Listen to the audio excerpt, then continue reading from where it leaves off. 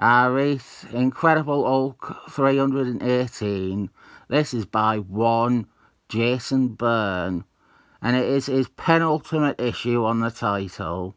And it's also actually quite bad, this one.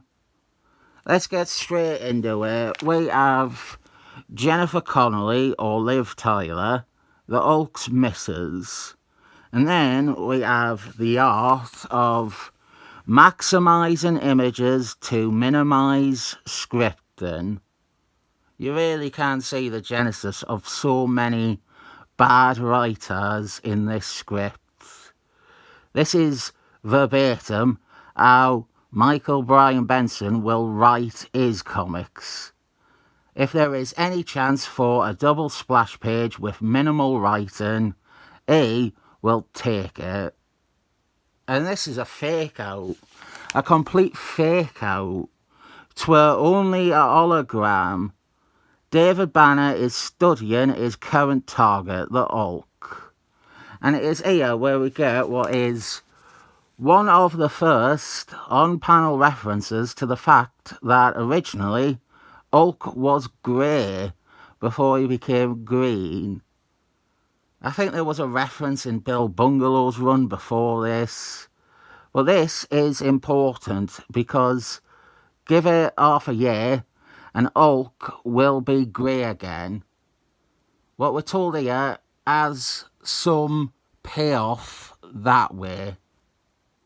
However, it wasn't Jason Byrne's decision to go back to grey, which people don't realise because it seems like something Jason Byrne would do. His idea was more transforming Hulk into what we have on the left, an early Silver Age version, rather than the earliest Silver Age version, the grey version. We get a better look at what he had in mind with the artwork he provided for the deluxe edition of the Marvel Andy books. You can see even the hairstyle has reverted to Jack Quimby era, the Three Stooges Moore type of hairdo. We don't get to see where Jason Byrne was going, and so we only have 6 issues to judge his Hulk by. And this is easily his worst one yet. The problem is how little is actually done this issue. And the issue does actually do stuff. It's just, well, we have Doc Shanna, again, fight Hulk. We have seen this so much in the 5 issues before this. And I am confident that I could take this page here and insert it into last issue and it would be undetectable. We've seen this. We've seen this exact thing. It is drawn nice. It looks good. By itself it is remarkable. But as part of a run, it's tedious and repetitive. We're just seeing the same shit every issue nearly. That was my feeling until I turned the page and it annoyed me even more. It's not even Hulk, it's a robot. We have wasted a decent chunk of pages trying to gaslight the reader into thinking they were seeing another Doc Shanna versus Hulk fight. But it was only Doc Shanna fighting a robot of Hulk. Hulk doesn't even appear in this issue. Since the next issue is mainly going to be me bashing the narrative technique used in that, I thought let's stop and evaluate the narrative we have had in Jason Byrne's Hulk run. You can defend it, and it is fair to defend it, by saying that the pace, or the lack of story within the issues, is unintentional, that it is a byproduct, and that it stands out more because Jason Byrne left the book, which was an unfortunate conclusion. To look at it objectively, though, in 5 issues, 5 fucking issues, we've not really done much with Hulk or David Banner. Separating them was the major development, but after that, David Banner spent a couple of issues off panel at hospital, while Hulk wandered around supposedly mindlessly and got into fight after fight with Doc Shanna. The other problem would be the Avengers. This story has peaked too early. Bringing in the Avengers was fantastic spectacle.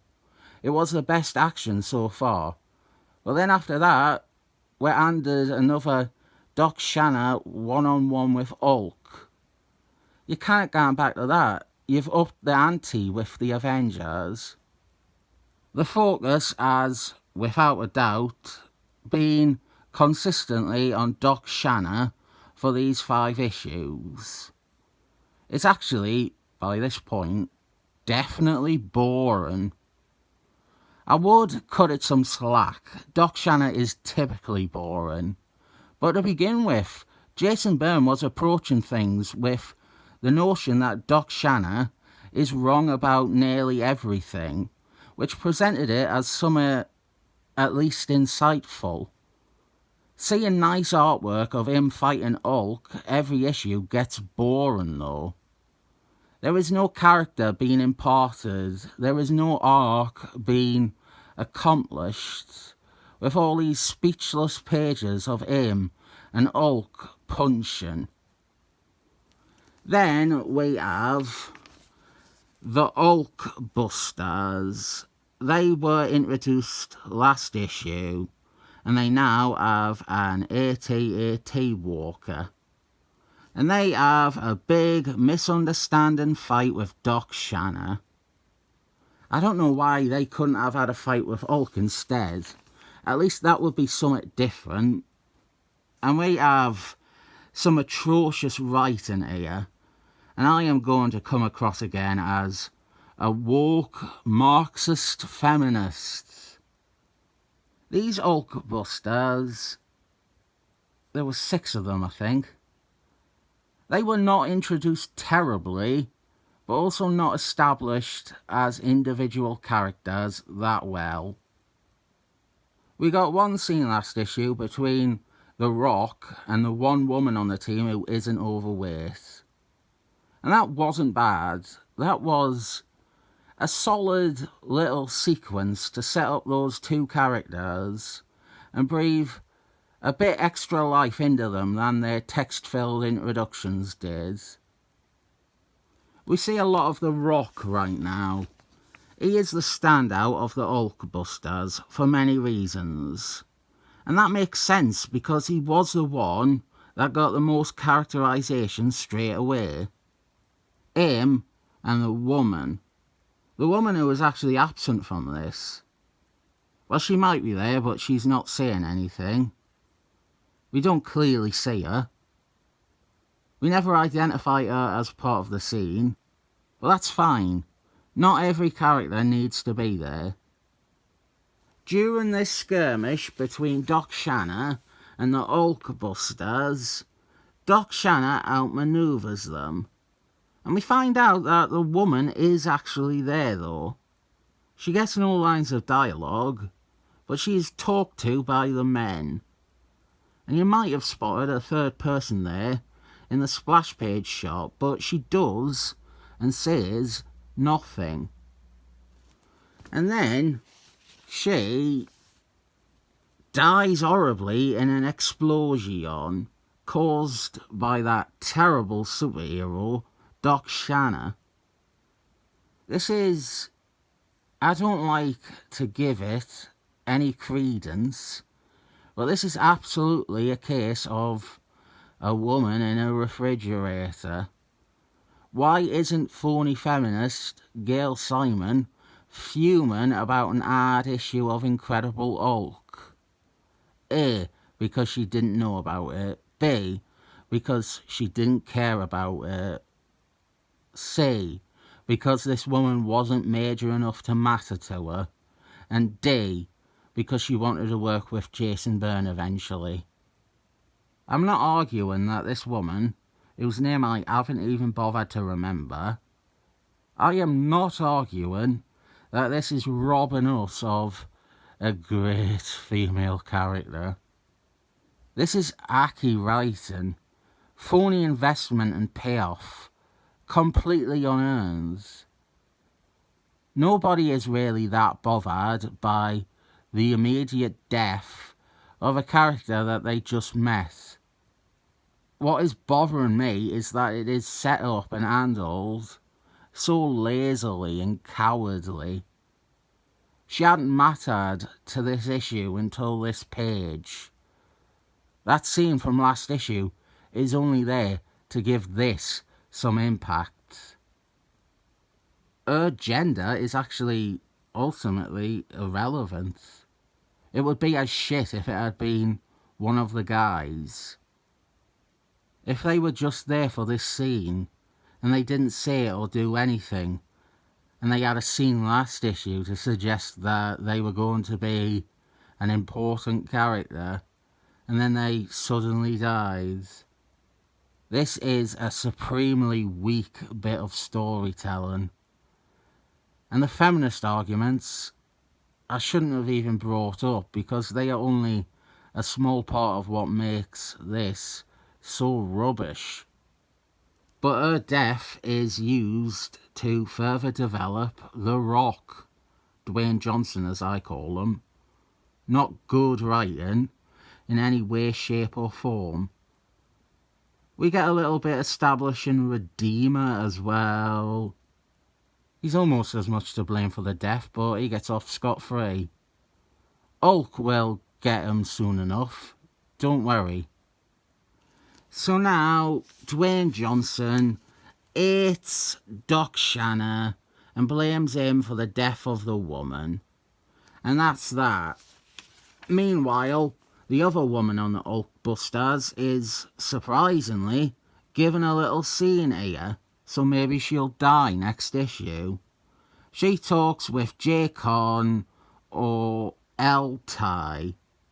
And this leads to Jennifer Connelly or Liv Tyler agreeing to marry David Banner. Rule of thumb, if a woman doesn't respond with yes when you ask her to marry you, it's probably not going to work out. We have the wedding next issue though. I think when I review comics, addressing the negatives can sometimes give the impression that I dislike a comic more than I do. I don't like this, yeah. There's some bad plotting in this issue, and the run overall. But this is more like a half-hearted tour of George Lucas's ranch. I won't explain that, but I am picturing a very crappy tour. So I'll give this 7 thumbs up. Over here is where Star Wars mastermind George Lucas came up with the idea for many popular characters from Star Wars. Now, this rock is a rock that inspired Star Wars architect George Lucas to go back and digitally insert a rock in front of the R2-D2 in the movie Star Wars. This hill is famous, for it was here that Star Wars maestro George Lucas looked down and conceived of the iconic Star Wars scene about having the higher ground in battle, both figuratively and literally. A lot of Star Wars references in this one. One of my subscribers should love that. You know which one. Atomic Ninja Duck. He never bloody shuts up about the Star Wars, that guy.